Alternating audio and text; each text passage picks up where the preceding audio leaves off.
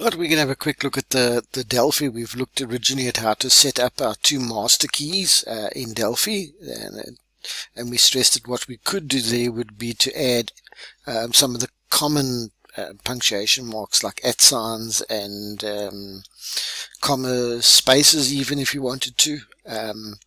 But what we deliberately just stuck to letters in this case, because we said there might be the odd character that we don't think of that the user decides to use, and then our program may not work. So what we did was the following. We said, right, assuming now that we've got the two master keys and they've been set up there for us and they're totally random, so we think of terms, remember black box thinking, we say, right, that code works now, and that's why we develop it first, check that it works, and now we know what it does. We don't have to tamper with it. So that essentially produces our two lists, the S master list that'll have 26 different letters in, a variety of uppercase and lowercase, and the other one is master 2, which will have the other 26 letters, variety of uppercase and lowercase. So that's the previous coding. And then the line I want to process, I was just testing it. Later on we can get an input from the user or from a text file, it doesn't matter. And the code that I'm doing now is just simply for one line. But if I can do it for one line, I can do it for 100 lines. It doesn't make any difference. It's just the way I get this code from.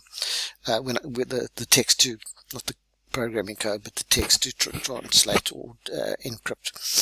So I've got this long thing, a substitution cipher is a type of encryption, blah blah, with characters, okay, so that's a fairly long string.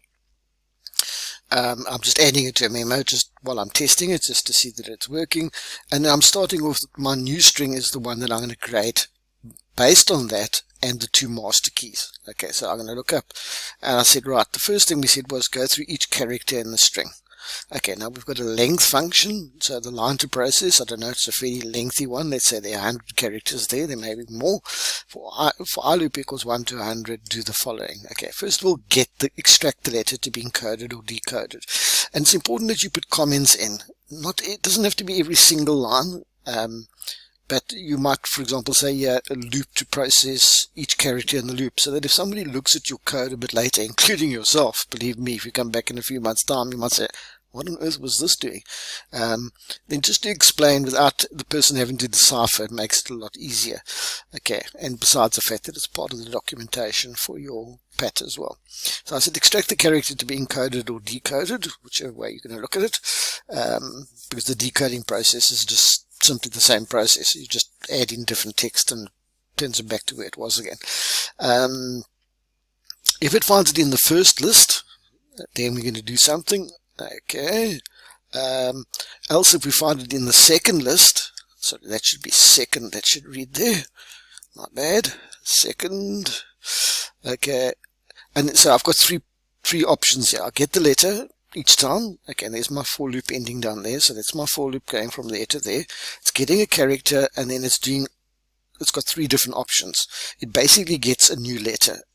And what is that new letter? Either it was because the original letter, S letter, was found in the first master list and looked up in the second one.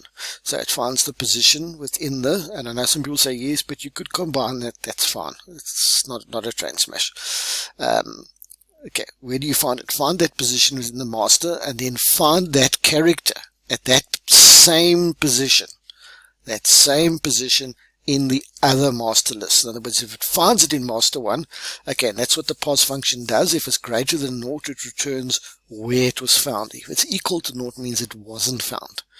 Okay, so else the other possibility is that the letter that I've just extracted that I need to encode or decode is in the second list. Okay, and that's again by checking if the pos checker has found a match in the second master string, in which case I find its position in the second master string, and I go and look up the code in the equivalent position in the first master string. Okay, we're saying else is another possibility. So for example, can't see anything in here, but if the person had typed in an @ sign or a comma or something like that, or what about spaces even? We haven't even dealt with spaces. What do we do in that case? Okay, so I've added a third option here, and I said, right, the character is not in either master list. So we're going to say for now it'll stay as is. Again, I say you can go and change those lists. The way it sets up your master list to include spaces, that's fine. We're not going to do that with this in my particular example. Right, so if it's not in the first list and it's not in the second list, then just take the new letter to be the original letter. Okay, when we say original letter, in other words, it actually wasn't a letter. It wasn't an alphabetical character. It was a question mark or an exclamation mark or a space or something like that. Not found in either master string, so just keep it as it was originally. So, for example, A would be looked up in one of the strings and the equivalent would be found in the other string, but when it got to the space, it wouldn't find it in either one. So we'll just leave a space. Okay, and eventually it goes through and it adds it up. And I've been testing, so I've commented some things out here, and I just want to add the new string. So let's just test to see whether that runs first of all. Okay, please ignore the interface of my test program. I'm just testing the concepts to see whether the word actually works in it. So the actual code works in it. So there it's generated my first master key. Remember that we did that previously. And just so I can see what the second master key is as well, I could do that. I could probably output them in the memo, because probably I should actually check that it actually is working. The only way is to actually go into a physical check. It looks okay. It looks similar. Okay, and there's my original text. Substitution cipher is a type of encryption where characters blah blah blah blah to encrypt text sequence. Okay, and you'll notice, for example, at the end I had a full stop. So the full stop stayed a full stop because there was no equivalent character for the full stop in the other one set. You wouldn't find it. Okay, the same for the spaces as well.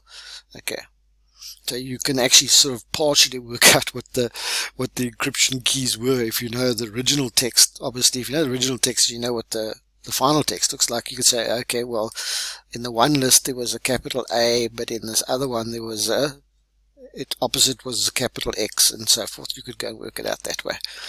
Okay, but you can see that is fairly not easy to guess. There are ways, and we can show you some of the ways of deciphering that, because that's the other thing is for the more complex the algorithm used is, the more difficult it is to crack. Okay, and computers are very good at cracking by simply brute force, trying all sorts of combinations and using some simple rules, etc., etc.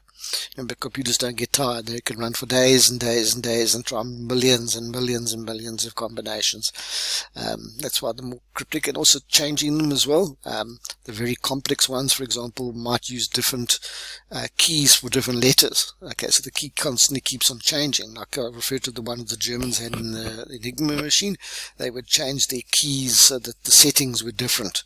Okay, again, just like with passwords, you don't keep them.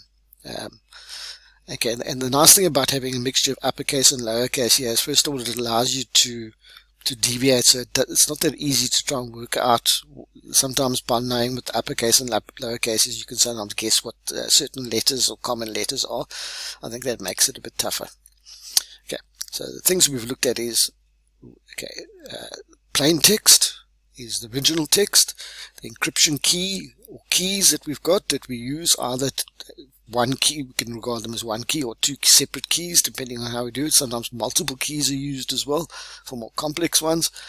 We create them randomly, preferably, because that was the problem in the old days. They didn't have computers, so people used to write down them in code books.